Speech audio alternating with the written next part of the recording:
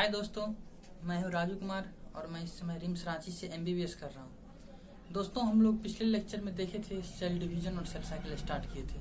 हमने पिछले लेक्चर में इंटरफेज को पढ़ा था, उसको सीखा था, जाना था।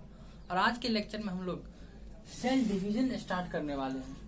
हम इस लेक्चर में सेल डिवीजन को डिटेल में जानेंगे, इसके जितने भी टाइप्स हैं सभी को पढ़ेंगे, सीखेंगे। तो आइए स्टार्ट करते हैं सेल डिवीजन। सबसे पहले जानते हैं कि सेल डिवीजन होता क्या है। एक्चुअली किसी सेल का डॉटर सेल में डिवाइड कर जाना, डॉटर सेल में डिस्ट्रीब्यूट हो जाना, वही एक्चुअली सेल डिवीजन कहलाता है। इसको हम डिटेल में अब पढ़ने वाले हैं। सबसे पहले देखते हैं कि सेल डिवीजन कितने टाइप के होते हैं जो हमें पढ़ना है। तो इसमें सबसे पहला है ओमाइटोसिस, दूसरा है माइटोसिस और तीसरा है मियोसिस। तो हम लोग अपने आउटकमिंग क्लासेस में ओमाइटोसिस, माइटोसिस और मियोसिस को डिटेल में पढ़ेंगे और जानेंगे कि यह आखिरकार होता क्या है। तो सबसे पहले हम लोग स्टार्ट करते हैं ओमाइटोसिस से। ओमाइटोसिस आखिरकार क्या होता है और इस ओमाइटोसिस सेल डिवीजन में सेल किस तरह से डिवाइड करता है और इसका क्या इंपोर्टेंस है, कौन कौन से ऑर्गेनिज्म में ये पाए जाते हैं और देखते हैं क्या है। तो ओमाइटोसिस सिंपलेस्ट सेल डिवीजन है। एक्चुअली जो प्रिमिटिव ऑर्गेनिज्म थे, जब लाइफ फॉर्म स्टार्ट हुआ था उस टाइम में जो सेल डिवीजन जनरली हुआ करते थे, इवोल्यूशनरी पॉइंट ऑफ व्यू से ऐसा माना जाता है कि वो ओमाइटोसिस हुआ करते थे। धीरे धीरे मॉडिफिकेशन होना स्टार्ट हुआ। तो ओमाइटोसिस सिंपलेस्ट और most primitive type of cell division है। इसको हम लोग डायरेक्ट सेल डिवीजन भी बोलते हैं। क्या बोलते हैं दोस्तों? Direct cell division. अब इसको डायरेक्ट सेल डिवीजन क्यों बोलते हैं तो वो हम लोग अभी तुरंत कुछ देर में जान जाएंगे। इसमें क्या होता है कि जो न्यूक्लियर इन्वेलप होता है, न्यूक्लियर इन्वेलप का मतलब अगर ये मान लीजिए आपका सेल है और सेल के अंदर न्यूक्लियस है, न्यूक्लियस के अंदर जेनेटिक मटेरियल मौजूद रहता है, तो इस न्यूक्लियस के चारों तरफ से जो न्यूक्लियर मेम्ब्रेन है इसी को हम लोग क्या बोलते हैं दोस्तों? न्यूक्लियर इन्वेलप बोलते हैं। क्या बोलते हैं दोस्तों इसे? Nuclear envelope. That is a nuclear envelope. इसके अंदर क्या है? डीएनए हो सकता है, आरएनए हो सकता है, इसको भी जेनेटिक मटेरियल हो सकता है। तो ये न्यूक्लियर इन्वेलप न्यूक्लियस को चारों ओर से सराउंड करता है। तो ओमाइटोसिस सेल डिवीजन में न्यूक्लियर इन्वेलप का डीजेनरेशन बिल्कुल भी नहीं होता है। उसके बाद इसमें क्या होता है कि न्यूक्लियस और साइटोप्लाज्म, क्या क्या दोस्तों? न्यूक्लियस और साइटोप्लाज्म ये कंस्ट्रिक्ट करता है सेंट्रीपिटली। दोस्तों दो टर्म होता है, एक होता है सेंट्रीपिटली, एक होता है सेंट्रीफ्यूगली। सेंट्रीपिटल का मीन्स होता है टॉवर्ड सेंटर, सेंटर के तरफ, और सेंट्रीफ्यूगल का मतलब होता है away from the centre, centre से दूर। इसमें क्या होता है कि न्यूक्लियस और साइटोप्लाज्म, न्यूक्लियस और साइटोप्लाज्म, साइटोप्लाज्म से अच्छा दोस्तों यहाँ पर हम लोग यूज करें सेल मेम्ब्रेन। न्यूक्लियस और cell membrane, cell membrane, nucleus और cell membrane, not cytoplasm, cell membrane is more correct. तो nucleus and cell membrane constrict centripetally, वो सेंटर की तरफ कंस्ट्रिक्ट करता है और उसके बाद दो डॉटर सेल बनाते हैं। तो दोस्तों देखते हैं एक्चुअली होता क्या है। मान लीजिए कि ये है आपका पेरेंट सेल। ये क्या है दोस्तों? Parent cell. इसमें आप देख सकते हैं कि ये होगा सेल मेम्ब्रेन। क्या होगा दोस्तों? ये सेल मेम्ब्रेन। ये होगा आपका न्यूक्लियस। क्या होगा दोस्तों? न्यूक्लियस। और ये होगा आपका साइटोप्लाज्म। तो ये एक पेरेंट सेल है। ये पेरेंट सेल पहले क्या हुआ कि nuclear membrane centripetally towards the centre constrict करना शुरू किया। इधर से भी कंस्ट्रिक्ट करना शुरू किया और इधर से भी कंस्ट्रिक्ट करना शुरू किया। कुछ देर बाद ऐसा देखा गया कि न्यूक्लियस के साथ साथ ये जो अपना सेल मेम्ब्रेन है, क्या ये अपना है? Cell membrane. ये सेल मेम्ब्रेन जो अपना है सेल मेम्ब्रेन, ये न्यूक्लियस का सेल मेम्ब्रेन भी अंदर की तरफ कंस्ट्रिक्ट करना शुरू कर दिया। और न्यूक्लियस तो पहले से कंस्ट्रिक्ट हो रहा था, तो न्यूक्लियस और सेल मेम्ब्रेन दोस्तों, न्यूक्लियस और सेल मेम्ब्रेन दोनों कंस्ट्रिक्ट करना शुरू करता है और धीरे धीरे ये दोनों तरफ से आता है, तो आता और आपस में मिल जाता है और मिलने के बाद ये दो अलग अलग डॉटर सेल का फॉर्मेशन करता है। तो इस टाइप से ओमाइटोसिस सेल डिवीजन होता है। इसमें आप देखिए दोस्तों, इसमें जेनेटिक मटेरियल का अनइक्वल डिस्ट्रीब्यूशन होता है। कैसा डिस्ट्रीब्यूशन होता है? Unequal distribution. इसलिए ये बहुत ही primitive type of cell division है। अब देखते हैं इसका एग्जाम्पल क्या हो सकता है। तो जो कुछ प्रोटोजोन्स होते हैं, क्या होते हैं दोस्तों? कुछ प्रोटोजोन्स में इस टाइप का डिवीजन पाया था। आप लोग जानते हैं कि पैरामेसियम में दो न्यूक्लियस होता है, माइक्रो न्यूक्लियस और मेगा न्यूक्लियस। तो जो मेगा न्यूक्लियस होता है, मेगा न्यूक्लियस ऑफ पैरामीशियम जो मेटाबॉलिक एक्टिविटी से कंसर्न रहता है, तो मेगा न्यूक्लियस ऑफ पैरामीशियम में ओमाइटोसिस सेल डिवीजन होता है। इस प्रकार हमने देखा कि ओमाइटोसिस सेल डिवीजन क्या होता है। तो दोस्तों हमने देखा ओमाइटोसिस के बारे में। अब हम लोग सेल डिवीजन के दूसरे टाइप, जिसको हम लोग माइटोसिस बोलते हैं, हम लोग उसके बारे में देखने वाले हैं। तो दरअसल माइटोसिस एक सेल डिवीजन है जिसके सबसे पहले इसके बारे में कुछ हिस्टोरिकल पॉइंट ऑफ व्यू जान लेते हैं। क्योंकि हिस्टोरिकल पॉइंट ऑफ व्यू जानने से चीज इंटरेस्टेड हो जाते हैं और थोड़ा सा आसान लगता है। कि सबसे पहले माइटोसिस का खोज किसने किया? एक महान साइंटिस्ट थे स्ट्रेसबर्गर। आप लोग नाम सुने होंगे सेल चैप्टर में। जो स्ट्रेसबर्गर थे, तो स्ट्रेसबर्गर ने प्लांट सेल में सबसे पहले माइटोसिस का खोज किया था। आई थिंक इसका ईयर 1870 के आसपास। कितने के आसपास दोस्तों? 1870 के आसपास स्ट्रेसबर्गर ने प्लांट सेल में माइटोसिस का खोज किया था। एनिमल सेल में सबसे पहले माइटोसिस का खोज बोवरी एंड फ्लेमिंग ने किए थे। ये अप्रोक्सीमेट 1879 के आसपास, 1879 के आसपास इन्होंने ये खोज किया था। और टर्म माइटोसिस, ये कई बार छोटे मोटे किसी एग्जाम में पूछा जाता है कि टर्म माइटोसिस जो थे वो सबसे पहले दिए थे फ्लेमिंग। ये आई थिंक 1882 के आसपास। तो these are some historical point. तो अब बात करते हैं ये माइटोसिस आखिर होता क्या है, तो माइटोसिस को हम कैसे आइडेंटिफाई करते हैं कि ये सेल डिवीजन माइटोसिस है। तो माइटोसिस में क्या होता है कि जेनेटिक मटेरियल का इक्वल डिस्ट्रीब्यूशन होता है। अब इक्वल डिस्ट्रीब्यूशन कैसे होता है? तो क्वांटिटेटिवली और क्वालिटेटिवली दो टर्म है दोस्तों, एक क्वांटिटेटिवली डिस्ट्रीब्यूशन होना और क्वालिटेटिवली डिस्ट्रीब्यूशन होना। और अगर कोई एक सेल है और एक मान लीजिए कि ये आपका एक सेल है, इसमें आपका डीएनए का अमाउंट 2n है या क्रोमोसोम का अमाउंट 2n है। इससे ये दो सेल बना, ये जो दो सेल होंगे इसमें भी जेनेटिक मटेरियल कंपोजिशन 2n होगा और इसमें भी जेनेटिक मटेरियल कंपोजिशन 2n होगा। यानी कि हम यहाँ से कह सकते हैं कि जो डॉटर सेल होते हैं दोस्तों, डॉटर सेल जो होते हैं वो आइडेंटिकल होते हैं। क्या होते हैं दोस्तों? आइडेंटिकल होते हैं टू पेरेंट्स। पेरेंट सेल के आइडेंटिकल होंगे क्वालिटेटिवली और क्वांटिटेटिवली। मतलब जो जेनेटिक मटेरियल इसमें होगा वही जेनेटिक मटेरियल इसमें भी आया होगा और वही जेनेटिक मटेरियल इसमें भी आया होगा। तो चाहे वो क्वालिटी के आधार पे हो चाहे क्वांटिटी के आधार पे हो। मतलब जो अगर जेनेटिक मटेरियल जिस फंक्शन के लिए रिस्पॉन्सिबल होगा इस सेल में, वही जेनेटिक मटेरियल इस सेल में उसी फंक्शन के लिए रिस्पॉन्सिबल होगा और इस सेल में भी उसी फंक्शन के लिए रिस्पॉन्सिबल होगा। ये क्वालिटेटिवली हो गया। और क्वांटिटेटिवली आप अमाउंट दे सकते हैं 2n से 2n और 2n से 2n। तो यानी डॉटर सेल जो होता है वो आइडेंटिकल होता है पेरेंट सेल के। तो इसलिए माइटोसिस में जेनेटिक मटेरियल का इक्वल डिस्ट्रीब्यूशन होता है, चाहे वो क्वालिटी के आधार पे हो चाहे वो क्वांटिटी के आधार पे हो। जनरली इस टाइप का डिवीजन हम लोग सोमैटिक सेल में ऑब्जर्व करते हैं। जो सोमैटिक सेल जैसे आप प्लांट का एग्जांपल ले सकते हैं, जो मेरिस्टेम के सेल होते हैं उसमें ऐसा होता है। दूसरा आप ये ले सकते हैं कि जैसे हमारे शरीर में या फिर किसी भी ह्यूमन बीइंग में कोई कट लग गया, कोई इंजरी हो गया, इंजरी से जब वहाँ हीलिंग होता है तो फर्दर सेल डिवीजन होता है। तो वही टाइप के सेल डिवीजन में कौन सा डिवीजन होता है दोस्तों? माइटोसिस होता है। यानी it mainly concern with somatic cell, और सोमैटिक सेल के साथ कंसर्न है इसलिए इसको सोमैटिक सेल डिवीजन के नाम से भी जाना जाता है। और यहाँ पर इक्वल डिवीजन होता है इसलिए इसको इक्वेशनल डिवीजन के नाम से भी जाना जाता है। तो हमने देखा कि माइटोसिस के कई नाम है, या तो माइटोसिस इक्वेशनल डिवीजन। क्यों इक्वेशनल डिवीजन? क्योंकि equal distribution of genetic material on the basis of quality and quantity. साथ ही साथ इसको हम बोलते हैं सोमैटिक सेल डिवीजन। ये क्यों बोलते हैं? ये इसलिए बोलते हैं क्योंकि जनरली सोमैटिक सेल में ही होता है। कुछ जर्म सेल्स में भी होते हैं, वो जो ऑर्गेनिज्म में हेप्लॉइड होते हैं उसके जर्म सेल्स में होते हैं, बट नॉर्मली ये हायर ऑर्गेनिज्म के सोमैटिक सेल में ही होता है। इसलिए हम लोग सोमैटिक सेल डिवीजन भी इसको बोलते हैं, जिसमें daughter cell identical to parent cell both quantity and qualitatively. अब बात करते हैं कि माइटोसिस में क्या क्या स्टेप्स होते हैं। इसमें दो स्टेप्स होते हैं, एक होते हैं कैरियोकाइनेसिस, एक होता है साइटोकाइनेसिस। तो कैरियोकाइनेसिस क्या होता है दोस्तों? हम पहले क्लास में कैरियोकाइनेसिस मींस न्यूक्लियस का डिवीजन होना, और साइटोकाइनेसिस मींस क्या होता है दोस्तों? साइटोकाइनेसिस मींस साइटोप्लाज्म का डिवीजन होना, साइटोप्लाज्म का डिवीजन होना। दरअसल कैरियोकाइनेसिस को हम लोग चार पार्ट में, मतलब कैरियोकाइनेसिस हम लोग चार डिफरेंट स्टेज में पढ़ते हैं। पहला स्टेज है प्रोफेज, दूसरा मेटाफेज, तीसरा एनाफेज और चौथा टीलोफेज। दरअसल ये चारों स्टेज पहले प्रोफेज आता है, फिर मेटाफेज, फिर एनाफेज, फिर टीलोफेज। इन चारों स्टेज के बीच में कोई हार्ड एंड फास्ट बाउंड्री नहीं है, कोई डिस्टिंक्ट क्लियर लाइन नहीं खींचा हुआ है। हम बस कुछ इंपोर्टेंट प्रॉपर्टी के आधार पे इसको चार फेज में पढ़ते हैं। तो हम लोग क्या पढ़ेंगे? पहले प्रोफेज पढ़ेंगे, फिर मेटाफेज, फिर एनाफेज और फिर टीलोफेज। तो अगर ये चारों कंप्लीट हो जाएगा तो मतलब न्यूक्लियस का डिवीजन हो गया, एक न्यूक्लियस दो न्यूक्लियस में कन्वर्ट हो गया। उसके बाद हम लोग पढ़ेंगे साइटोकाइनेसिस के बारे में, कि साइटोप्लाज्म का डिवीजन किस तरह से होता है। तो आइए हम लोग अब स्टार्ट करते हैं कैरियोकाइनेसिस से। तो दोस्तों अब हम लोग बात करने वाले हैं कैरियोकाइनेसिस का जो फर्स्ट स्टेज है, दैट इज प्रोफेज, उसके बारे में। तो आइए देखते हैं प्रोफेज में क्या होता है। तो नॉर्मली हम स्टडी पॉइंट ऑफ व्यू से और फंक्शनिंग पॉइंट ऑफ व्यू से प्रोफेज को तीन पार्ट में डिवाइड करते हैं, अर्ली प्रोफेज, मिडिल प्रोफेज और लेट प्रोफेज। तो देखते हैं अर्ली प्रोफेज में क्या होता है।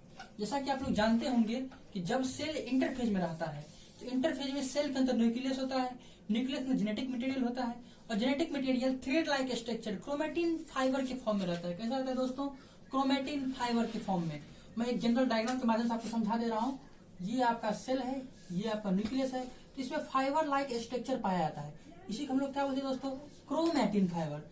नॉर्मली सेल में जो जेनेटिक मटेरियल है वो फाइबर लाइक धागा के टाइप का रहता है ना, उसको हम लोग क्या बोलते हैं? Chromatin fibre. तो अर्ली प्रोफेज में क्या होता है कि प्रोफेज का इनिशिएशन का ये मार्किंग स्टेज ही है कि condensation of this chromatin fibre. ये क्रोमेटिन फाइबर क्या होगा? कंडेंस होना शुरू हो जाएगा। कंडेंस होने का मतलब है दोस्तों ये फाइबर अब क्रोमोजोम बनना शुरू कर देता है। दैट इज द क्रोमोजोम दोस्तों। इस क्रोमोजोम में ये क्या कहलाता है? क्रोमेटिड कहलाता है। क्रोमेटिड अब पहले भी जानते जाएगा, सेल में पढ़े हो जाएगा, दैट इज क्रोमेटिड। तो क्रोमेटिन फाइबर कंडेंस हो जाता है। किसमें कंडेंस हो जाता है दोस्तों? क्रोमोजोम में। क्रोमोजोम में कंडेंस हो जाता है। साथ ही साथ ये क्रोमोजोम का डुप्लीकेशन भी हो जाता है लाइक दैट। अगर ये आपका ये लाइक दैट आप देख सकते हैं दोस्तों। अब ये ईच एंड एवरी क्या कहलाते हैं दोस्तों? क्रोमेटिड। क्रोमेटिड। और दोस्तों इसमें कितने क्रोमेटिड है? इसमें केवल एक क्रोमेटिड है। इस दोनों को मिलाकर एक बोलते हैं। और इसमें कितने क्रोमेटिड है? इसमें 2 क्रोमेटिड है, इसमें 1 क्रोमेटिड है। तो मैं एक जनरल आपको आइडिया दिया कि क्रोमेटिड का होता क्या है। तो chromosome condense chromatin fibre condense हो जाता है क्रोमोजोम में। और ये आप देख सकते हैं कि ये एक सिंगल क्रोमोजोम है और ये क्रोमोजोम बाइफरकेट करके डुप्लीकेट कर गया और ये इसके पास 2 क्रोमेटिड है, इसके पास केवल 1 क्रोमेटिड है। तो हमने बात किया क्रोमोजोम और क्रोमेटिड के बारे में। साथ ही साथ अगर हम इस स्टेज में गौर से देखें माइक्रोस्कोप के अंदर तो न्यूक्लियस के अंदर क्या हो रहा होगा? सबसे पहले न्यूक्लियस के अंदर कंडेंस हो रहा होगा। कंडेंस कैसे हो रहा होगा? तो दोस्तों आप लोग अगर देखिएगा तो ये कुछ इस टाइप से इसका कंडेंसेशन हो जाता है और इस टाइप से एक बॉल लाइक स्ट्रक्चर का फॉर्मेशन करता है दोस्तों। एक बॉल लाइक स्ट्रक्चर का फॉर्मेशन करता है, यानी ये एक बॉल की तरह स्ट्रक्चर बना देता है। यहाँ आप न्यूक्लियोलस देख सकते हैं, ये डिसइंटीग्रेट होना शुरू हो गया है। तो ये एक बॉल लाइक स्ट्रक्चर बनाता है, यानी ये क्रोमेटिन फाइबर कंडेंस होके एक बॉल लाइक स्ट्रक्चर बनाता है। इसलिए इस स्टेज को हम लोग बोलते हैं एस्पायरम स्टेज। क्या दोस्तों? एस्पायरम स्टेज बोलते हैं। यानी ये अर्ली प्रोफेज है। कौन सा प्रोफेज है दोस्तों? अर्ली प्रोफेज है।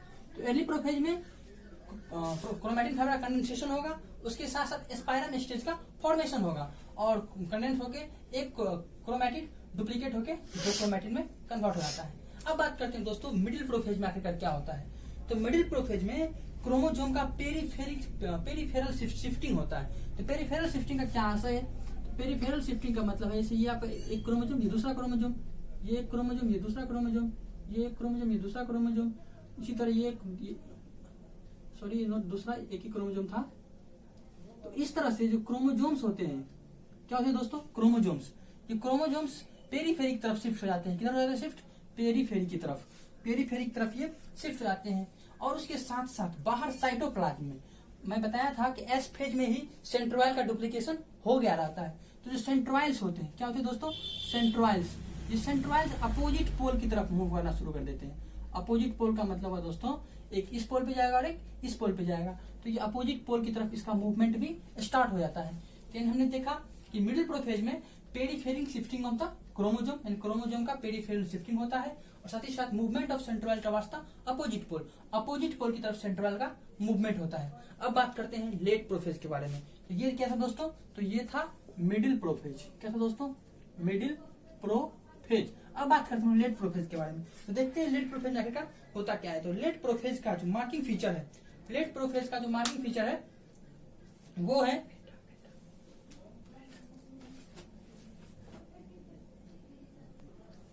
हम लोग बात करते हैं लेट प्रोफेज के बारे में। तो लेट प्रोफेज में अगर आप माइक्रोस्कोप के अंदर देखिएगा तो disintegration of the nuclear membrane, यानी कि न्यूक्लियर मेम्ब्रेन क्या होगा? डिसइंटीग्रेट होना शुरू कर देगा। अब देख सकते हैं यहाँ पर न्यूक्लियर मेम्ब्रेन का डिसइंटीग्रेशन हो रहा है। तो न्यूक्लियर मेम्ब्रेन डिसइंटीग्रेट होना शुरू कर देता है लेट प्रोफेज में। लेट प्रोफेज में क्या दोस्तों? न्यूक्लियर मेम्ब्रेन डिसइंटीग्रेट होना शुरू हो जाएगा। उसके साथ साथ ये जो सेंट्रोइल्स होंगे, ये सेंट्रोइल्स अपोजिट पोल में पहुंच गए रहेंगे। ये सेंट्रोइल्स कहाँ पहुंच गए रहेंगे दोस्तों? अपोजिट पोल पे पहुंच गए रहेंगे। और अपोजिट पोल पे पहुंचने के बाद ये एक थ्रेड लाइक स्ट्रक्चर का फॉर्मेशन करता है। जिसको हम लोग क्या बोलते हैं दोस्तों, एस्ट्रल रे बोलते हैं। क्या बोलते हैं दोस्तों, एस्ट्रल रे। तो ये एस्ट्रल रे आप देख सकते हैं clearly, these are the astral ray. Astral ray ये एस्ट्रल रे का फॉर्मेशन करता है। अब एस्ट्रल रे आगे क्या करता है हम देखेंगे आगे आने वाले फेजेस में। तो disintegration of nuclear membrane, nuclear membrane क्या हो गया, डिसइंटीग्रेट हो गया। उसके साथ साथ जो बहुत सारे सेल ऑर्गेनेल्स हैं, जैसे में गोल्जी कॉम्प्लेक्स है, इंडोप्लाज्मिक रेटिकुलम है, न्यूक्लियोलस है, ये सारे सेल ऑर्गेनेल डिसअपियर होना शुरू कर देते हैं। यानी कि अगर आप लेट प्रोफेज में देखिएगा तो ये सारे सेल ऑर्गेनेल आपको मिलेंगे भी नहीं, ये अर्ली प्रोफेज से ही डिसइंटीग्रेट होना शुरू हो जाते हैं। और आपको बस न्यूक्लियर मेम्ब्रेन थोड़ा सा दिखेगा जो पूरी तरह से डिसइंटीग्रेट होने को रहेगा, और बाकी सेल ऑर्गेनेल्स पूरी तरह से डिसइंटीग्रेट हो गया रहेगा। तो हमने पढ़ा प्रोफेज में, तो प्रोफेज हमने that is a late prophase. Late prophase हमने प्रोफेज में क्या क्या देखा, early prophase, middle prophase and late prophase. Early prophase में हमने देखा स्पाइरल स्टेज का formation, condensation of chromosome, condensation of chromatin fibre into chromosome. दोस्तों इस दोनों को जो ये जो क्रोमैटिड है इसको बोलते हैं सिस्टर क्रोमैटिड, सिस्टर क्रोमैटिड, ये सिस्टर क्रोमैटिड है दोस्तों। हम आगे देखेंगे इसको। तो मिडिल प्रोफेज में हमने क्या देखा, मिडिल प्रोफेज में देखा कि periphery shifting of the chromosome, chromosome का पेरीफेरिक शिफ्टिंग होता है। उसके साथ साथ movement of centriole towards the opposite pole, centriole का मूवमेंट अपोजिट पोल के टुवर्ड्स होता है, अपोजिट पोल की तरफ होता है। लेट प्रोफेज में हमने देखा कि disintegration of the nuclear membrane और disappearance of the important cell organelles. इसके साथ साथ एस्ट्रल रे का भी फॉर्मेशन हो चुका था। तो these are all about the prophase. तो दोस्तों अब हम लोग बात करने वाले हैं कैरियोकाइनेसिस का जो सेकंड फेज है, मेटाफेज के बारे में। तो आइए देखते हैं मेटाफेज के बारे में। तो हम लोग मेटाफेज को सबसे पहले बात करते हैं कैसे डिमार्केट करके। मैं पहले ही बता चुका हूँ कि किसी दो एडजेसेंट फेज के बीच में कोई फास्ट लाइन तो नहीं खींचा हुआ है, बस हम कुछ कैरेक्टरिस्टिक से डिमार्केट कर लेते हैं उसको। तो मेटाफेज को कैसे डिमार्केट करेंगे हम लोग, तो मेटाफेज को डिमार्केट करने का सबसे बेहतरीन तरीका है कि complete disintegration of the nuclear membrane. Nuclear membrane complete disintegrate कर जाएगा। न्यूक्लियर मेम्ब्रेन जैसे ही कंप्लीट गायब हो गया हम बोल देते हैं कि सेल मेटाफेज में पहुंच गया, यानी मेटाफेज स्टार्ट हो गया। इस स्टेज में क्या होता है, सबसे पहले अगर हम इनिशियल मेटाफेज की बात कर लेंगे तो इनिशियल मेटाफेज में क्रोमोसोम स्कैटर्ड रहता है। कहाँ पे स्कैटर्ड रहता है, तो साइटोप्लाज्म में स्कैटर्ड रहता है। तो दोस्तों हम बात देखते हैं कैसे स्कैटर्ड रहता होगा क्रोमोसोम। तो ये आपका प्यारा सा क्रोमोसोम होगा। मैं केवल 4 क्रोमोसोम को यहाँ दिखाऊंगा ताकि ज्यादा यहाँ पर रफ डायग्राम ना हो।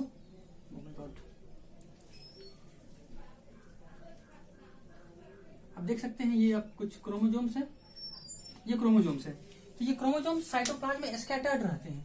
और यहाँ पर क्या था, यहाँ पर था आपका सेंट्रोइल, इधर भी एक सेंट्रोइल होंगे। यहाँ से एस्ट्रल रे निकलता है। क्या निकलता है दोस्तों, एस्ट्रल रे निकलता है। ये एस्ट्रल रे क्रोमोसोम से कनेक्टेड रहता है। अब क्रोमोसोम के कहाँ से कनेक्टेड रहता है, इसको भी हम बात करने वाले हैं अभी तुरंत। ये एस्ट्रल रे क्रोमोसोम से कनेक्टेड रहता है। अब देखिए, आप अगर एक क्रोमोसोम को देखिएगा तो एक क्रोमोसोम के पास 2 क्रोमैटिड होते हैं, और इस 2 क्रोमैटिड की सेंट्रल पोजीशन को, इसको हम लोग क्या बोलते हैं दोस्तों, इसको हम लोग बोलते हैं सेंट्रोमियर। क्या बोलते हैं दोस्तों इसको, सेंट्रोमियर। एक्चुअली एक सेंट्रोमियर जो होता है ये बना होता है 2 काइनेटोकोर से। किससे दोस्तों, 2 काइनेटोकोर। अब ये काइनेटोकोर क्या होता है, तो एक्चुअली जब आप इसको जूम करके देखिएगा, मैं इसको मैं इसको दिखा रहा हूँ। एक इस साइड से काइनेटोकोर रहता है, प्लेट लाइक स्ट्रक्चर, और एक काइनेटोकोर इस साइड से।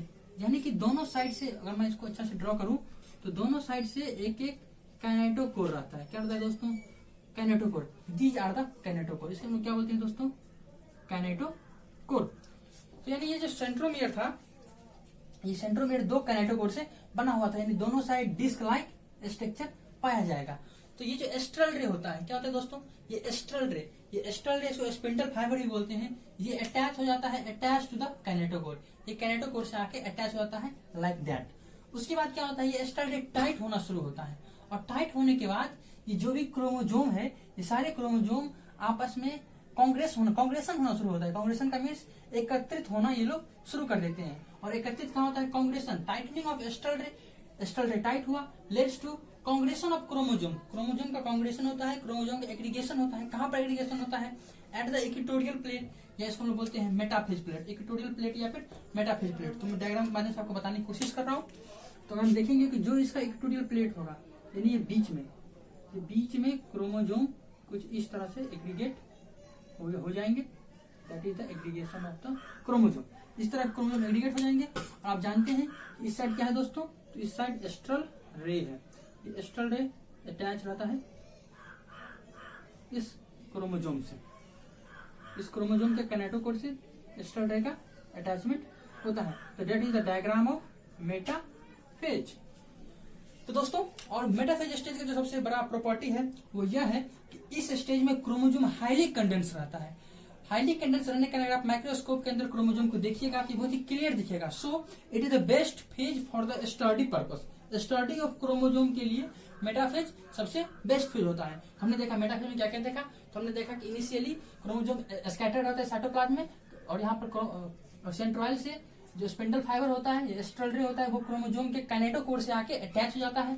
कुछ देर बाद जो एस्ट्रल रे होता है वो टाइट होता है, और टाइट होने के बाद ये इक्वेटोरियल प्लेट, ये क्या बोलते हैं दोस्तों, इक्वेटोरियल प्लेट या फिर मेटाफेजियल प्लेट या इक्वेटोरियल प्लेट पे जाके क्रोमोजोम एलिग्न होता है, जिसमें वो सेंट्रोइड से जो एस्ट्रल रे निकलता है या जो स्पिंडल फाइबर निकलता है उससे वो अटैच्ड ही पाया जाता है। तो this is the something about the metaphase. तो मेटाफेज में हम लोग इतना जानना था। तो दोस्तों, अब हम लोग बात करने वाले हैं तीसरे फेज के बारे में, जिसका नाम है एनाफेज। तो एनाफेज में देखते हैं दरअसल होता क्या है। सबसे पहले एनाफेज को कैसे हम डिमार्केट करेंगे, तो अगर जैसे हमने देखा था कि मेटाफेज के लास्ट में इक्वेटोरियल प्लेट पे, कहाँ पे दोस्तों, इक्वेटोरियल प्लेट पे क्रोमोजोम एलिग्न था और उससे स्पिंडल फाइबर अटैच था। This is the last scene of metaphase. उसके बाद जैसे ही एनाफेज शुरू होता है तो सेंट्रोमियर जैसे यहाँ से अटैच था, लाइक दैट। मैं दोस्तों बताना चाहूंगा ये इस तरह से अटैच था। ये मान लीजिए ये आपका एक क्रोमैटिड है और दूसरा क्रोमैटिड है। ये सेंट्रोमियर है, सेंट्रोमियर के पास अटैच था।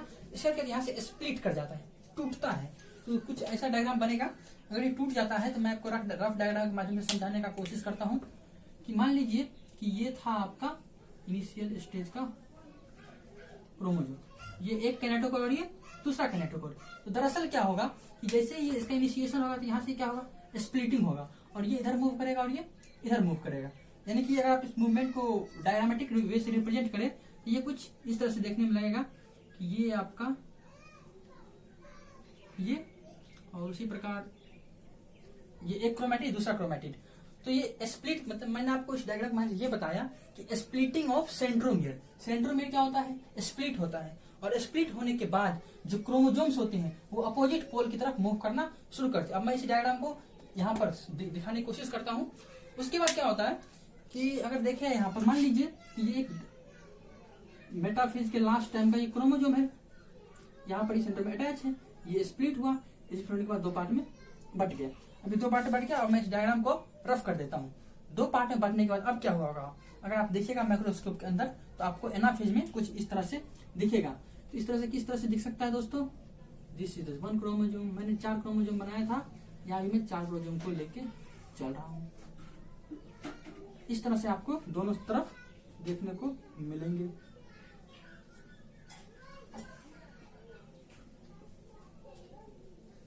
तो दोस्तों, ये कुछ इस तरह से आपको डायग्राम मिलेगा। और साथ ही साथ यहाँ पर आप जानते हैं ये इसको खींच कौन रहा है, तो यहाँ पर कुछ समथिंग है, इसका नाम क्या है दोस्तों, इसका नाम है सेंट्रोइड। सेंट्रोइड से क्या निकल रहा है दोस्तों, स्पिंडल फाइबर।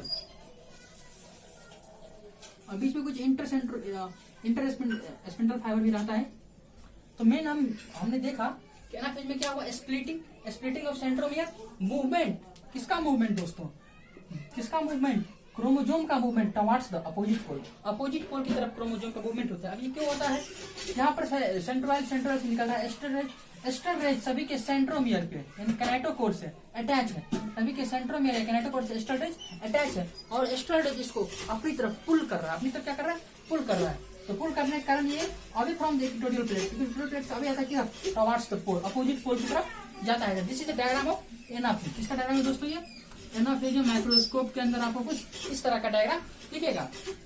इसके साथ साथ अब अगर ये सेल डिवाइड होगा, डिवाइड होने के बाद जब 2 सेल बनेगा तो 2 सेल में एक सेल का न्यूक्लियर कंपोनेंट ये होगा और दूसरे सेल का न्यूक्लियर कंपोनेंट ये होगा। तो हम इस स्टेज में ही जान लेते हैं कि जो डॉटर सेल है, जो फ्यूचर का डॉटर सेल है, उसका जेनेटिक मटेरियल, जो उसका जेनेटिक मटेरियल है, जो डॉटर क्रोमोसोम है, उसका आइडेंटिफिकेशन इसी स्टेज में हो जाता है। उसके साथ साथ इस स्टेज में क्रोमोसोम का शेप कैसा है आप देख सकते हैं, ये वी शेप है, या फिर कुछ क्रोमोसोम जिसमें दोनों आर्म का लेंथ शेप नहीं होता है, उसमें एल शेप। तो उसको कौन कौन सा शेप दोस्तों, वी शेप और एल शेप क्रोमोसोम का फॉर्मेशन होता है। इस प्रकार हमने देखा कि एनाफेज की लास्ट, एनाफेज हम देखेंगे, एनाफेज के लास्ट तक क्रोमोसोम अपोजिट पोल की तरफ मूव करते रहेंगे। That is all about anaphase. तो दोस्तों अब हम लोग बात करने वाले हैं कैरियोकाइनेसिस, मेटाफेज के कैरियोकाइनेसिस के लास्ट स्टेज के बारे में। इसका नाम क्या है दोस्तों, इसका नाम है टीलोफेज। तो टीलोफेज में क्या होता है, एक्चुअली इसको कैसे डिमार्केट करेंगे, तो मैंने बताया था कि एनाफेज के लास्ट में क्रोमोसोम अपोजिट पोल की तरफ मूव करते रहते हैं। तो जैसे ही क्रोमोसोम अपोजिट पोल पे पहुंचेंगे और इसका मोशन स्टॉप होगा, तो वैसे ही हम उस स्टेज को बोलते हैं अब ये टीलोफेज में पहुंच गया। सबसे पहले क्या होता है, सबसे पहले chromosome reach to the opposite pole, chromosome opposite pole पे पहुंच जाता है। उसके साथ साथ डीकंडेंसेशन ऑफ क्रोमोसोम, मैंने बताया था प्रोफेज में होता है condensation of chromosome, means chromatin fibre से क्रोमोसोम बनता है, मतलब हर क्रोमोसोम दिखने लगता है। जैसे आप ह्यूमन में 23 पेयर ऑफ क्रोमोसोम, तो आप अगर देखिएगा मेटाफेज में, एनाफेज में, तो वहां पर आपको 23 पेयर ऑफ क्रोमोसोम दिखेंगे, बाकी इंटरफेज में आपको नहीं देखेंगे। तो वैसे ही टीलोफेज में क्या होता है, तो टीलोफेज में जो इंडिविजुअल क्रोमोसोम था वो वापस डीकंडेंस हो जाता है, वो क्रोमैटिन थ्रेड के फॉर्म में हो जाता है। अब इंडिविजुअल क्रोमोसोम को पहचानना मुश्किल है, वो पहचाना ही नहीं जाएगा।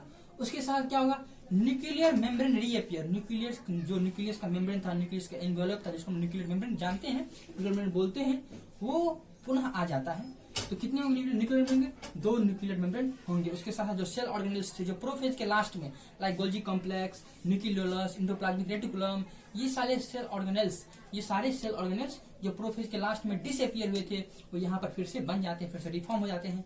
तो आप डायग्राम देखिएगा तो वो कैसा लगेगा, तो वो इस तरह का लगेगा कि यहाँ पर आपको 2 न्यूक्लियस दिखेंगे। कितने न्यूक्लियस दिखेंगे दोस्तों, 2 न्यूक्लियस दिखेंगे, और न्यूक्लियस के अंदर में आपको क्रोमैटिन फाइबर दिखेंगे। क्या दिखेंगे दोस्तों, क्रोमैटिन फाइबर। आप जानते हैं आपका प्यारा सा दोस्त सेंट्रोइड। तो this is all about the diagram of telophase. तो इस प्रकार हमने देखा कि टीलोफेज के लास्ट तक एक सेल के अंदर 2 न्यूक्लियस का फॉर्मेशन हो गया रहता है, और जो एक न्यूक्लियस से 2 न्यूक्लियस में डिवाइड हो गया रहता है। तो इस प्रकार कैरियोकाइनेसिस हमने देखा कि किस तरह से न्यूक्लियस का डिवीजन होता है by prophase, metaphase, anaphase and lastly telophase. That's all about the telophase. तो दोस्तों अब हम लोग बात करने वाले हैं साइटोकाइनेसिस के बारे में।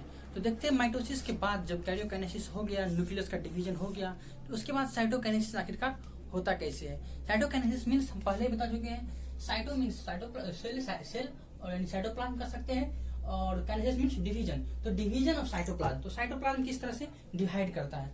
तो एनिमल सेल और प्लांट सेल दोनों में साइटोकाइनेसिस अलग अलग तरीके से होता है। अब बोलिएगा ऐसा क्यों, क्योंकि प्लांट सेल में एक स्पेशल स्ट्रक्चर, प्लांट सेल के बाहर की जो सराउंडिंग होता है, जो उसका बाहर का एक्सटर्नल लेयर होता है, उस एक्सटर्नल लेयर के चारों ओर पाया था, जिसमें क्या बोलते हैं दोस्तों, सेल वॉल। आप लोग जानते होंगे सेल वॉल होने के कारण प्लांट सेल में डिवीजन कुछ अलग तरीके से होते हैं। मींस प्लांट सेल का साइटोकाइनेसिस एनिमल सेल की साइटोकाइनेसिस से डिफरेंट है। तो बात करते हैं एनिमल साइटोकाइनेसिस के बारे में। तो एनिमल सेल का साइटोकाइनेसिस किस तरह होता है, बाय क्लीवेज के माध्यम से होता है, जिसमें सेंट्रीपिटल क्लीवेज होता है।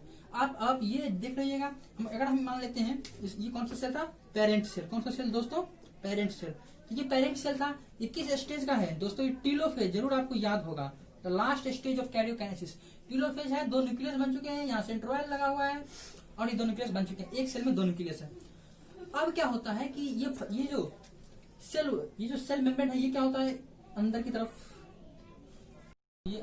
तरफ इन्वेजिनेट कर जाता है दोस्तों, कुछ इस तरह से।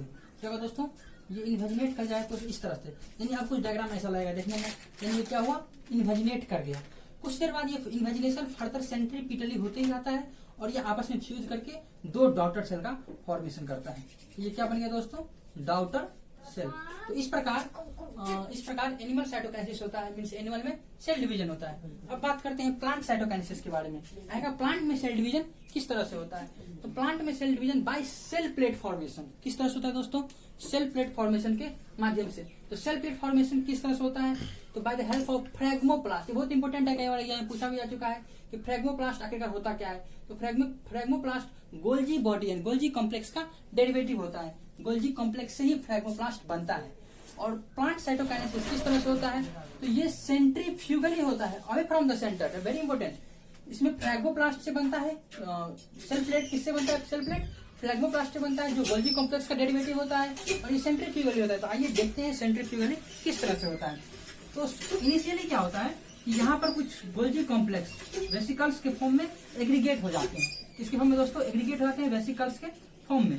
और साथ साथ स्पिंडल फाइबर है। अब इसको एग्रीगेशन रहने के लिए स्पिंडल फाइबर का भी जरूरत होता है। स्पिंडल फाइबर हेल्प करता है इसको एग्रीगेशन होने में। अगर ये तो इस तरह से कनेक्टेड रहता है स्पिंडल फाइबर के सहायता से, इस प्रकार से एग्रीगेशन हो जाता है। That is phragmoplast. क्या है दोस्तों, ये फ्रैग्मोप्लास्ट। ये पेरेंट सेल था टीलोफेज का, किस स्टेज का दोस्तों, पेरेंट सेल टीलोफेज का। अब क्या होगा, जैसे ये फ्रैग्मोप्लास्ट यहाँ पे एग्रीगेट होता है तो कुछ इंपोर्टेंट कैल्शियम, मैग्नीशियम, इसके सहायता से यहाँ पर सेल प्लेट का फॉर्मेशन होना शुरू हो जाता है। आप देख सकते हैं कि ये दो खूबसूरत न्यूक्लियस आपको दिख रहे होंगे, और उसके बाद इसके साथ साथ इस स्टेज में बीच में एक सेल प्लेट का फॉर्म हो जाता है। ये फ्रैग्मोप्लास्ट एग्रीगेट होकर सेल प्लेट बनाते हैं, और इसके दोनों तरफ डॉटेड स्ट्रक्चर आपको दिख रहा होगा। This is the cell membrane. Oh my God, this is the cell membrane. किसका cell membrane, cell membrane of the future cell, daughter cell, future daughter cell का सेल मेम्ब्रेन। और ये जो थिक ब्लैक कलर स्ट्रक्चर दिख रहा है आपको, ये क्या है दोस्तों, ये है सेल प्लेट। अब ये सेल प्लेट डेवलप करता है, और डेवलप करने के बाद ये सेल प्लेट पूरी तरह से इसमें फैल जाता है यहां से यहां तक, और इसके चारों तरफ सेल मेम्ब्रेन रहते हैं, और इसके अंदर दो खूबसूरत न्यूक्लियस पाए जाते हैं, और इस तरह से सेल डिवीजन होता है। यानी ये जो सेल प्लेट था, ये सेल प्लेट आगे जाके मिडिल लैमेला बनाता है। क्या बनाता है दोस्तों, को याद होगा मिडिल लैमेला, जब आप सेल पढ़िएगा मिडिल लैमेला बनाता है। मिडिल लैमेला दो सेल को एडहेरेंट करने में इंपोर्टेंट रोल प्ले करता था। तो ये सेल प्लेट जो देखिए अभी सेल प्लेट, ये सेल प्लेट क्या बना लिया आगे चल के, मिडिल लैमेला दोस्तों, मिडिल लैमेला। तो इस तरह से मिडिल लैमेला का फॉर्मेशन हो गया, और आप देख सकते हैं कि ये दो डॉटर सेल का फॉर्मेशन हो गया। These are the two daughter cell. इस तरह से हमने देखा कि प्लांट में किस तरह से साइटोकाइनेसिस होता है। तो दोस्तों अगर अगर आर्टिफिशियल एक्सटर्नली हम साइटोकाइनेसिस को रोकना चाहते हैं, तो साइटोकाइनेसिस को रोकने के लिए हम जब जो कैरियोकाइनेसिस समाप्त हुआ रहता है, साइटोकाइनेसिस स्टार्ट नहीं हो रहा है, तो उस स्टेज में हम एक केमिकल होता है, उस केमिकल को डाल देते हैं, कॉल्चिसिन जिसको आता है, कॉल्चिसिन एक प्लांट होता है, कॉल्चिसिन अटेमनेल से कॉल्चिसिन रिलीज निकाला जाता है, और इसका काम क्या होता है, पोलीप्लोइडी। अगर मान लीजिए पेरेंट सेल में था 2n, तो according to the rule of mitosis daughter cell में कितने होना चाहिए था, उसमें भी 2n होना चाहिए था। बट अगर हम पोलीप्लोइडी कंडीशन जनरेट करना चाहते हैं, तो मे बी पोलीप्लोइडी कंडीशन के माध्यम से हम 2n से 4n जनरेट कर लेंगे। मीन्स एक सेल में डबल न्यूक्लियस, और उस कंडीशन क्या बोलते हैं दोस्तों, सिनसीसियम मल्टी न्यूक्लिएटेड कंडीशन, सिनसीसियम भी उसको बोलते हैं। तो इस प्रकार दोस्तों हम लोगों ने माइटोसिस में कैरियोकाइनेसिस देखा, इसमें prophase, metaphase, telophase, anaphase telophase देखा, और साइटोकाइनेसिस में हमने प्लांट साइटोकाइनेसिस और एनिमल साइटोकाइनेसिस दोनों को देखा। प्लांट में किस तरह क्लीवेज होता है, इसमें किस तरह सेल वॉल फॉर्मेशन होता है, सेल प्लेट फॉर्मेशन होता है, फ्रैग्मोप्लास्ट का क्या रोल है। तो इस तरह से हमने आज के इस लेक्चर में माइटोसिस के बारे में देखा। तो दोस्तों आपको ये वीडियो कैसा लगा हो आप जरूर हमें कमेंट करके बताइए, और अगर अच्छा लगा हो तो प्लीज लाइक कीजिए, शेयर कीजिए, ताकि अधिक से अधिक बच्चों के पास ये पहुंच सके। और आपका लाइक शेयर हमारे लिए इंटरनल मोटिवेशन है, जिसके माध्यम से हम और अपने वीडियोज को और अपग्रेडेड करने की कोशिश करते हैं, ताकि आपको सही कंटेंट मिल सके और आप इम्प्रूव कर सके अपने आप में। तो दोस्तों अगर आपने चैनल को अभी तक सब्सक्राइब नहीं किया हो तो प्लीज उसको सब्सक्राइब कर लीजिए, और thank you for watching this wonderful video.